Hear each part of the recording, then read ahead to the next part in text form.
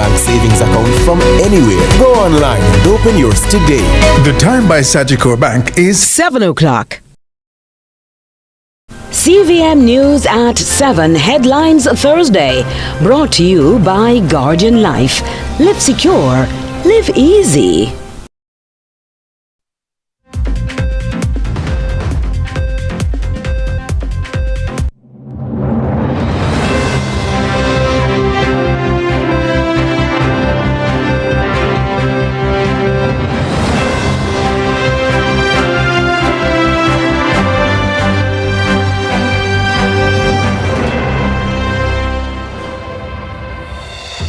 Tonight in CVM News at 7, keys handed over for Morant Bay Urban Center. $2 million crime prevention program launched, and JTC and JTA clash over controversial teaching bill. Query this: built on lies, getting justice for house building fraud. In the business report, Guardsman powers up new cybersecurity operations center. While in sports, the JPL playoff semifinals are in focus.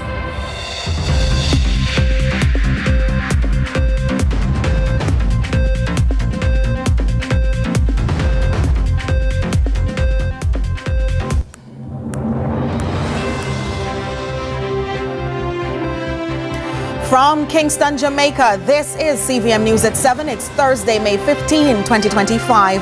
I'm Nika Lewis. Thank you so much for joining us. Hundreds of youth and police will be engaged in social programs to help reduce crime in Kingston and St. Andrew, Western and Central Jamaica. The CREATE project features training in crime prevention through environmental design methodologies and infrastructure development, backed by the United States and regional partners. Courtney Lewis reports. United States aid is all but gone as Jamaica and the U.S., through the Pan American Development Fund, launched the Community Resilience and Transformation Project, Project CREATE. The $2 million initiative is aimed at reducing crime in communities often seen as volatile. It's a welcomed interregional initiative following President Donald Trump's executive order to seize all USAID programs pending review. The chargé d'affaires at the U.S. Embassy in Kingston, Amy Tashko, says the long-awaited project is a targeted community-based approach to tackle violence driven by illegal firearms and lottery scamming. Through specialized training and the provision of resources, we are supporting Jamaica's efforts to strengthen law enforcement's capacity to combat gangs, including by steering at-risk youth away from organized crime and towards activities that build up their community and their character. She says the U.S. stands in solidarity in the war against gangs, and the 3-year initiative is an example of honored commitments of Secretary of State Marco Rubio, who visited the island in March. We underscored our shared resolve to combat transnational crime, stem the flow of illicit drugs, build safer communities,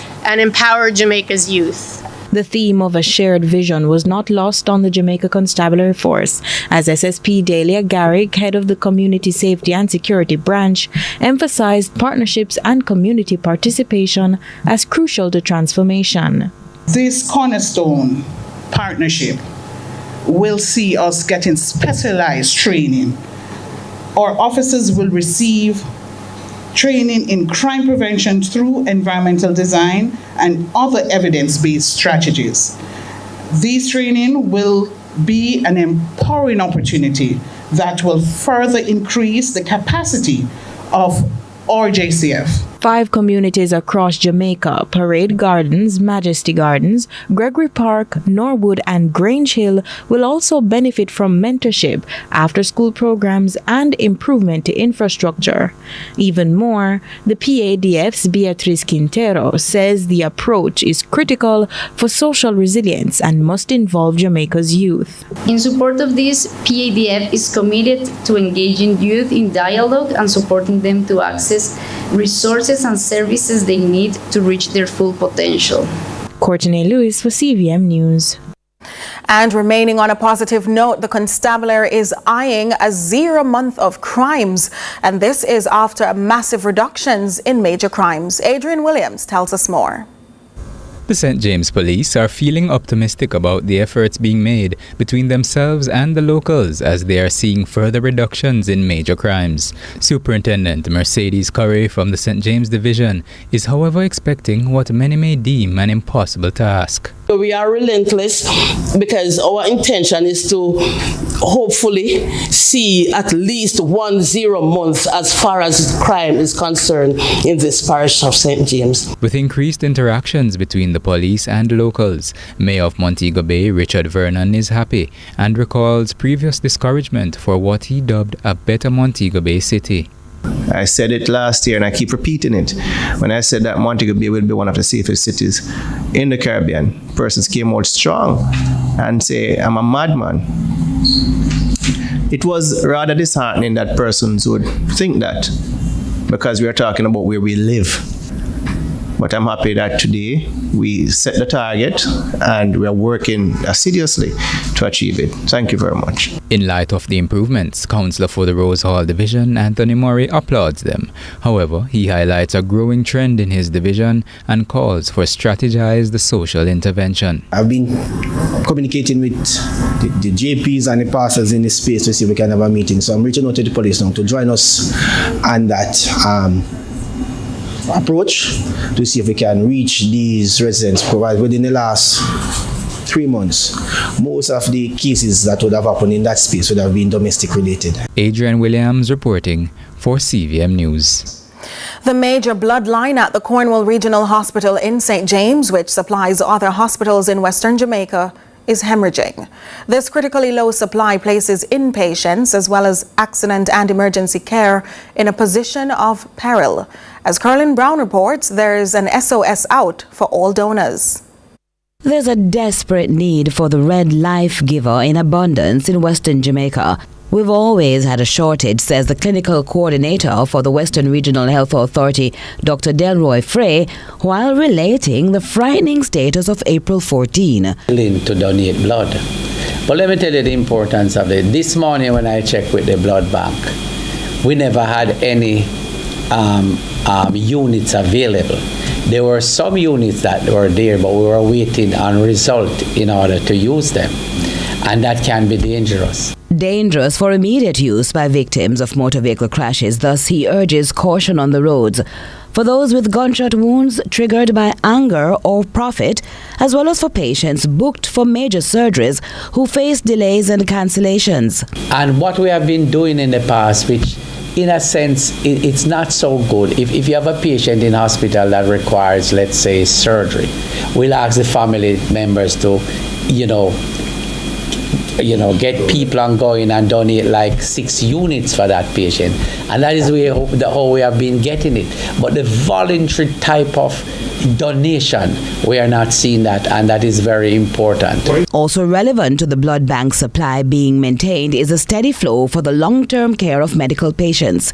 A lot of people talk about healthcare in Jamaica and, talk negatively. But the truth is, when you look at the data, what you'll find is that patients are living longer. Our cancer patients are doing much, much better than in the past. And in order to treat them effectively, especially when they are getting chemotherapy, they require blood transfusion sometimes. Even as Dr. Frey appeals for deposits into the blood bank at the Cornwall Regional Hospital Monday to Friday from 8 a.m. to 4 p.m., he's mindful of the fear factors that may be the major deterrents. People believe that they can catch something by giving blood. No, you're not going to catch anything by giving blood. In fact, when you are receiving blood, you could have that concern, but we are very vigilant with that because we screen the blood properly for all sort of disease process before it is used. Carlin Brown, CVM News. One St. James community is in turmoil as residents say they've been deprived of water for several weeks now. Locals protest their prevailing plight, but the residents claim that the shortage has been hindering their ability to maintain their personal hygiene. More in this report from Adrian Williams. We need it! No! Residents of Norwood Meadows in St. James are protesting in response to a recurring water shortage. People's National Party caretaker for Northwest St. James, Alan Bernard, highlighted that the issue has been persistent for almost 2 decades. We do not have water consistently in this community, and this has been the case for almost 20 odd years now. But it came to a head with the change in administration in the early 2000s. They also told our news team that the near non-existent water supply has been affecting both students and workers alike, and maintaining proper personal hygiene has become an increasingly difficult task when water is not available. Kids need to bathe. Every minute NWC I blame JPS and JPS I blame MWC. We want water now. We can't do it without it and we need it. People need to go to school. People need to bathe. We need water and we want it now. Water is the source, because without water nothing is possible. We need water because every time we have to do our homely duty, we need water. We can't survive without it. We're gonna stink. In light of the recent issues, locals have resorted to purchasing water to get their tanks filled. The residents are also allegedly receiving exorbitant water bills which do not equate to their actual water consumption. I got the indication that I would have gotten some water from Monday night at least. No water. I had to buy a truck full of water to fill my tank right up the road here. The bills are enormous. I've gotten a bill for $26,000. I wasn't billing. I don't have a swimming pool. I don't have anything like that. But $26,000, I end up paying it. You know why? Because I can't bother with the stress. Adrian Williams reporting for CVM News. CVM News at 7 continues in a moment.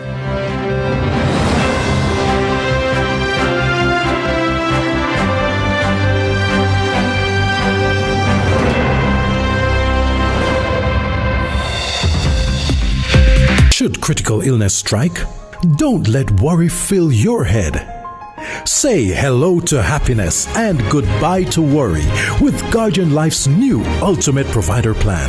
Secure your medical expenses in the event of critical illness ahead of time, while benefiting from our investment portfolio and so much more. Give yourself and your family the peace of mind you deserve with Guardian Life's new Ultimate Provider Plan today, and live secure. Live easy. The craving that makes everything crunch. The crispy barbecue zinger is back with barbecue sauce, cheddar cheese, bacon, and crispy onions. KFC, it's finger-licking good. While others see customers as numbers, we see our customers as people, neighbors, friends who deserve more than one-sided connections. That's why we're redefining what real connection is, prioritizing our customers and showing our appreciation by putting our money where your loyalty is. Flow customers, get your $20,000 supermarket card when you add postpaid mobile for only $3,700 plus GCT to your current internet plan. That's loyalty that flows both ways. Join my private room. Only $1,000 for a grand time. That I know me. We never said that. But who going to believe me? That is correct. $4,350,000. Yes, go ahead. $4 million? I never approved that. Yes, me go doctor tomorrow. So me have to get the money today, no longer. Then no me face that. Me never make no record or beg nobody no money. Deepfakes are AI-generated images and videos made to look and sound like people we know and trust. They're used to spread misinformation, destroy reputations, and are used to commit fraud and scams. Don't fall victim to deepfakes. Protect yourself. For more information, visit broadcastingcommission.org or scan the QR code on screen.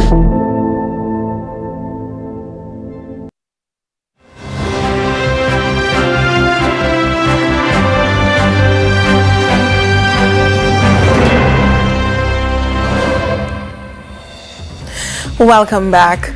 Following rising tensions over the newly passed Jamaica Teaching Council JTC Bill in the Senate, representatives from the JTC and the Jamaica Teachers Association JTA appeared on CVM's Lead Story Prime to address concerns about the bill and how it will impact teachers. After 2 decades of deliberation, the Jamaica Teaching Council JTC Bill is one step closer to becoming law. But the Jamaica Teachers Association is determined to stop its passing in its current form, labeling it as a betrayal by the government. According to the JTA, their suggestions were ignored. They're also unhappy with how the JTC, which will oversee teachers across Jamaica, is set up and governed. However, Chief Executive Officer of the JTC, Dr. Winsome Gordon, insists the JTA has been involved in the process from the start. The Jamaica Teaching Council started on the 15th of September 2008. I called the Jamaica Teachers Association to join me on the 16th of September 2008. Together, we revised the framework that was set up, that came out of an early research commissioned by Honorable P.J. Patterson. That group of researchers, they were excellent, and they produced a framework. This was in 2004. We were starting in 2008, so we'd have to revise the framework. The JTA and myself, we are not yet staffed, revised that framework. And that was in your role as Senior Director of the Jamaica Teaching Council? Yes. And we presented together to the then Minister of Education, who listened to us and all that we had done with the framework, and where he was satisfied, he said, yes, very good. And where he was not satisfied, he said, both of you go back and revise the framework and bring it to me. But JTA Deputy Secretary General Clayton Hall says that is not accurate. I want to categorically reject the statements put forward by Dr. Gordon that our concerns were taken into account, because we have a document produced in 2014 and we have another produced in 2022. And both those documents say almost identically the very same things, because they are talking about specific items in the bill that have remained between 2014 and 2022, and we still see them there. He argues that the current bill is even worse than previous versions, pointing to the composition of the JTC board, where only 6 of the 31 seats are allocated to teacher representatives, as a clear example of what he considers unfair. We argued that the professional organization, as is the case with the Nursing Council, the Medical Council, the Legal Council, the group representing those individuals ought to be named. Even if you do not name by name, then they must be referred. So the reference to the JTA as the organization representing the majority of teachers is the only adjustment we have seen in the bill that is favorable. In fact, when you consider the numbers, it became worse. The board moved to 31. Yes. And the JTA got 6. Yes. It meant that we have now gotten a lower percentage of the population of the council.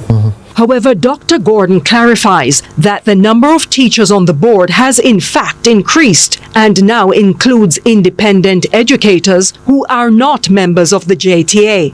Originally, the proportion of teachers on the board was 44%. And we agreed with the argument of the JTA that that proportion should be higher. Today, the proportion is 61.29% of teachers on the board. Where's the additional 17 percentage points from? Other teachers, because they who are not JTA members? No. Oh. Because remember, not all teachers are JTA members. Yes. So there must be a space for other teachers. Some of them are coming from the independent schools. Yes. Some of them are coming from the colleges that train teachers, the University of the West Indies. Regarding the issue of professional development fees, Dr. Gordon emphasizes that the JTC has never charged teachers for these programs, noting that the commission is fully funded by the government. Angela Melville, CVM News. Jamaica's tourism sector is booming, but it's not just about visitor numbers. Tourism Minister Edmund Bartlett says the government is ensuring that industry growth translates to real benefits for workers and communities. Shante McNeil has more. Your tourism industry is now at what we call the inflection point, when we are now going to morph into another dimension of it.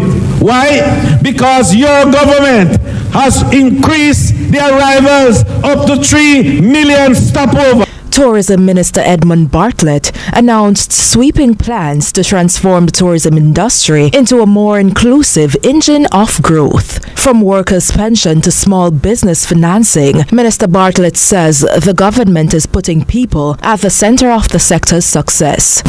We, with the Tourism Enhancement Fund, spent $1 billion Jamaican dollars to create a new community in what is called a brownfield area. You know the story. That is what we're about. We are saying that we are creating a new labor market arrangement, a new labor ecosystem for the workers of the industry. Addressing stakeholders and residents in St. Anne recently, Bartlett says the tourism workers' pension scheme has so far attracted 10,000 members and over $4.5 billion in savings, with older workers also able to qualify for benefits. At the same time, Bartlett touted government investments in upgrading informal communities and offering low-interest loans to small tourism players.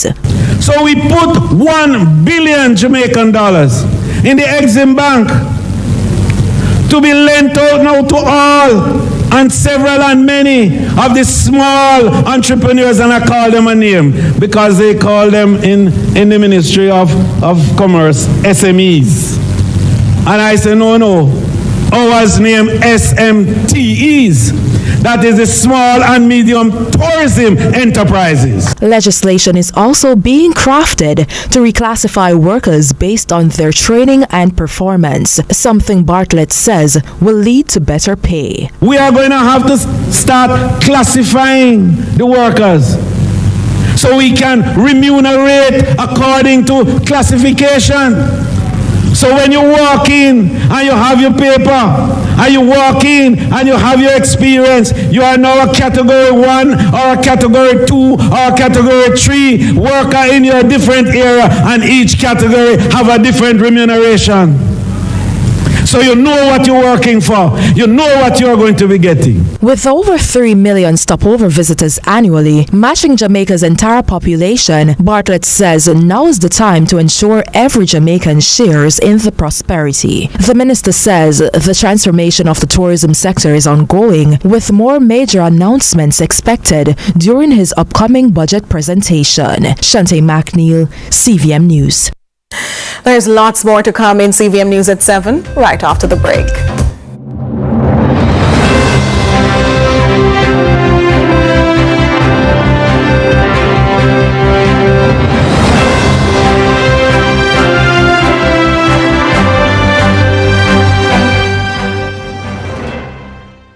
Customers as numbers, we see our customers as people, neighbors, friends who deserve more than one-sided connections. That's why we're redefining what real connection is, prioritizing our customers and showing our appreciation by putting our money where your loyalty is. Flow customers, get your $20,000 supermarket card when you add postpaid mobile for only $3,700 plus GCT to your current internet plan. That's loyalty that flows both ways. At Courts, we know that mom is so much more than just a mom. Find her the perfect gift with furniture pieces starting at $11,199. Shop select fridges, stoves, washers, and dryers on credit and get 20% off. Get smart TVs starting at $24,999. Plus free gifts with select purchases. Shop for her today and pay later. So let's celebrate her as she is so much more than mom. Only at Courts, bringing value home. Offer ends May 24, 2025. Conditions apply.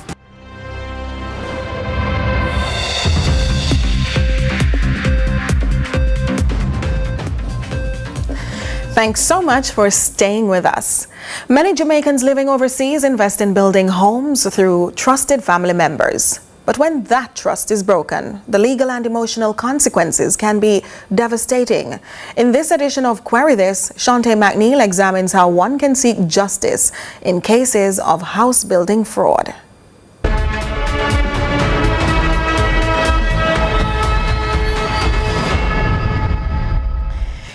Get this. You've been living overseas for years, working hard, saving every cent. You decide it's time to return home and want something to come back to, something solid. So you entrust a close family member with the task to build a house, and each month you've been sending and getting all the assurances that it's being built. However, when you get back, there's nothing.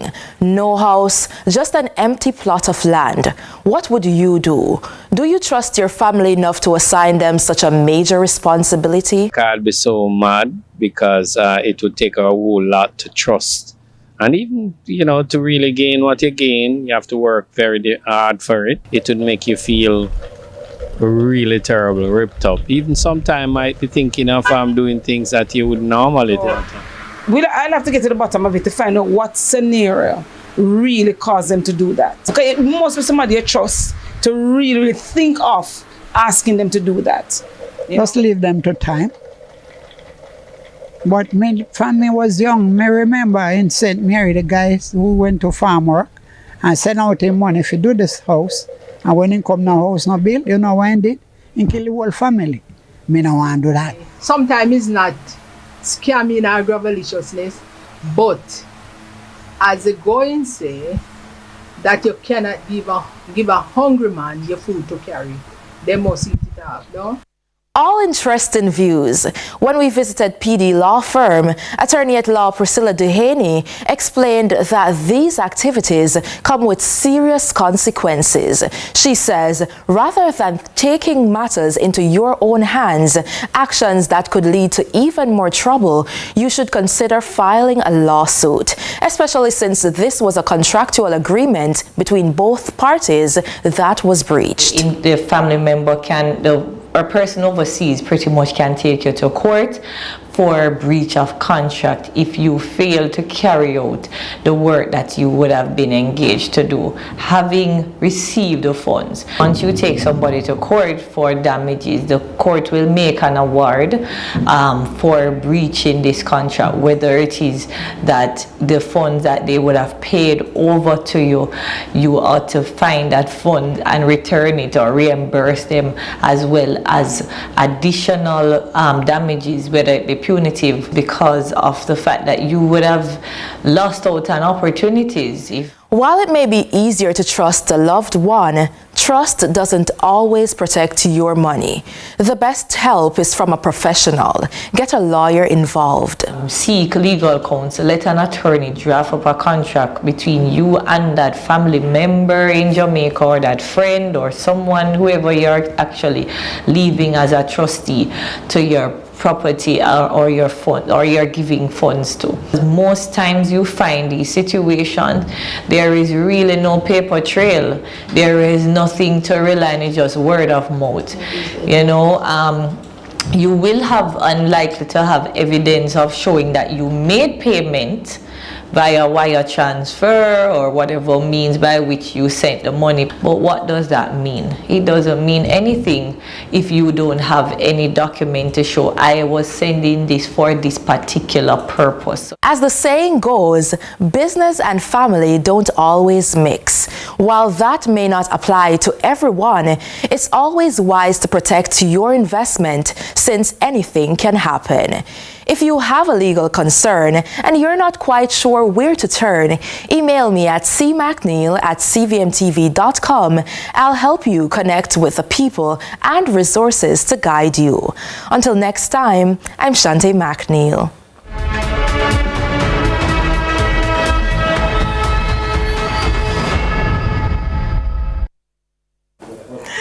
Well, we know where to turn for what's to come in sports.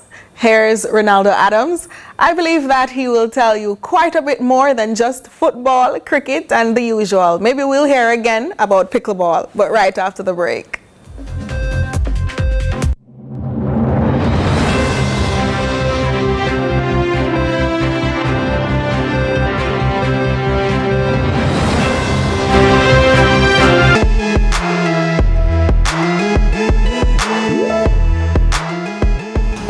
I think I remember when mom took me to get my vaccine. She said that if I didn't get it, I couldn't go to school because if I had a disease, I might give it to other people. Yeah, what was that one vaccine called again? Something? I think it's called HPV. Right, I remember when we had to get that vaccine, and I thought it would be scary, but it wasn't. Just one quick joke, and that was it. Nothing changed. And we got to meet with our friends at school after. Yeah, and for me, honestly, it was just this really cool mark I left on my arm. Routine childhood vaccines are required for all children living in Jamaica, and that is to prevent themselves and the rest of the population from vaccine-preventable diseases. Ensure that your child gets immunized. The crispy barbecue zinger from KFC, available for a limited time. KFC, it's finger-licking good. The time by KFC is... After a hotly contested quarter-final playoff against Tivoli Gardens, Mobay United returned to their home base to battle table toppers Mount Pleasant. It's the semi-finals of the Jamaica Premier League, and CVM TV will bring you all the thrill from the second city. Mount Pleasant cruised through the regular season, but this is a different ball game. Who will get the advantage in the first leg? Only time will tell. It's the first leg semi-finals of the JPL between Mount Pleasant and Mobay United from Montego Bay Sports Complex, live on CVM TV. Kickoff is 8:30 p.m. JPL Playoffs, powered by Sunshine Snacks, ABC Electrical, and Texaco.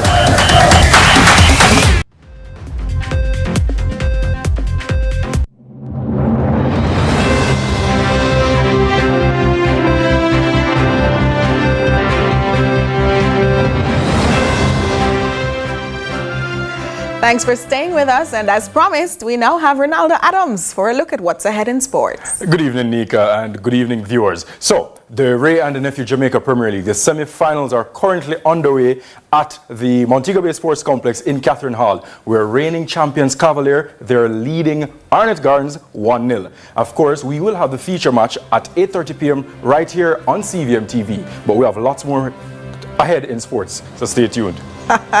Only you can get him to slightly do that, you know. All right, so now we throw to the business report with Joel Crosskill.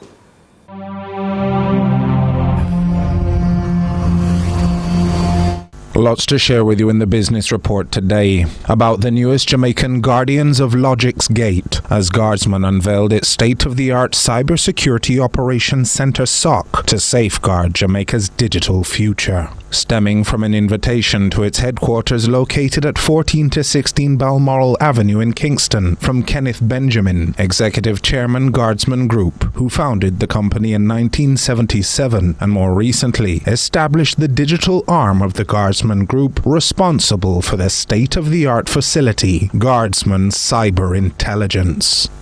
As we evolve to address the growing threats of cyber attacks, this SOC will provide real-time monitoring and rapid response to safeguard Jamaica's digital landscape. We believe in strong partnerships between private sector and the state force for a safer Jamaica, and we remain dedicated to anticipating change and embracing innovations. Thank you for being a part of this important chapter, and thank you for coming, and thank you that you've taken the journey with us. Part of which was recounted in the legend of Prime Minister Andrew Holness, who was keynote speaker and one of several eminent individuals in attendance. The story behind it is that Kenny went to bed one night and woke up in a different world where his old business would evaporate because technology has changed the security landscape. And he didn't just go back to sleep and say, I can't bother. He decided to innovate, to move his business with the times. And as the refrain goes, they are a-changing in ways that are not only of consequence to private enterprise, but national security as well. If, God forbid, there were, let's say, 100 successful cyber attacks in a critical industry in Jamaica, and all of a sudden, you can't access your computer systems to make sales or to do orders or to do your accounting. Can you imagine the impact of that on the GDP of the country, especially if it's an attack on large businesses? This new security operating center represents a bold and necessary step in safeguarding our digital future. It is a clear demonstration that the Caribbean can be not only consumers of global technology, but also creators of cutting-edge security infrastructure tailored to our regional realities. You can't stand still as technology changes around you. Your business will die. However, the Prime Minister asserts that as cybersecurity capacities are improved, those who attempt the digital homicide of Jamaican institutions are now more readily identified. Jamaica, like many other countries, has witnessed a rising tide of cyber incidents. We recorded 43 million attempted attacks in 2023. Little Jamaica, 43 million attempted attacks. We have seen ransomware attacks on businesses, phishing schemes targeting citizens, as well as attempted breaches of government systems. There is a silent guard standing in your defense, which is the cybersecurity operations internal to the banks, the government's facility, but now there is a commercial operator within the space to ensure that if your business is attacked, you have someone who can, first of all, help to prevent it, track it down, and recover you. And so I'm really, really very happy to see the private sector moving strongly into the field of cybersecurity, because that is an important part of our resilience. One that has been hard fought, while also providing the opportunities for other states in similar circumstances to benefit from what has been learned from the Jamaican security experience. The SOC is not a replica of a foreign model. It is regionally grounded. Guardsman Cyber Intelligence understands the unique technological, cultural, and regulatory conditions of the Caribbean, and it has built a system tailored for those realities.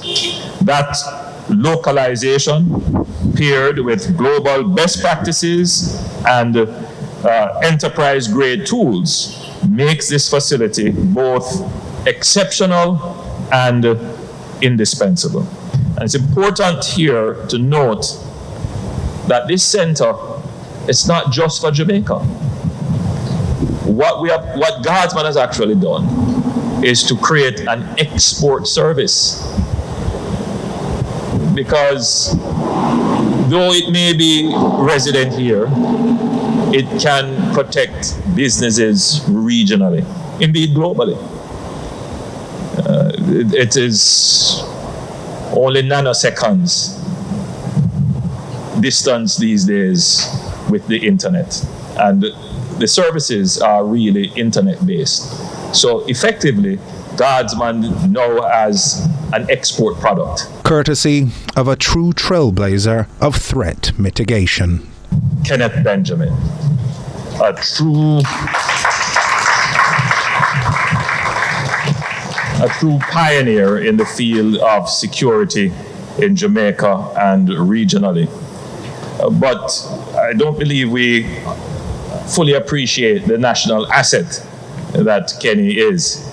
We are really privileged to have you as a stakeholder and contributor to Jamaica's development. And that